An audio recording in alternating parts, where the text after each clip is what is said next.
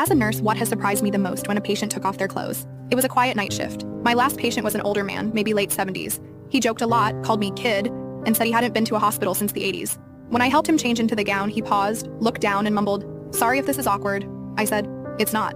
But then I saw it. His chest, back, and arms were covered in old, deep scars, dozens of them. I asked if he'd been in a bad accident. He shook his head. Worse, my father. He told me bits and pieces. How he ran away at 15. How he lied about his age to join the army just to escape.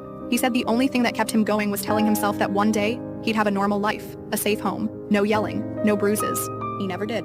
No wife, no kids, just a tiny apartment and a cat named Lucy. Before I left the room, I asked if he needed anything. He smiled and said, "No, just thanks for seeing me." Most people don't. I stood in the hallway after and cried. Not because he was dying, but because no one had ever made sure he'd lived. The next night, I brought him Lucy in a little carrier. He cried harder holding her than he did when they told him he had days left. He died with her asleep on his chest, and I stayed until his heart stopped.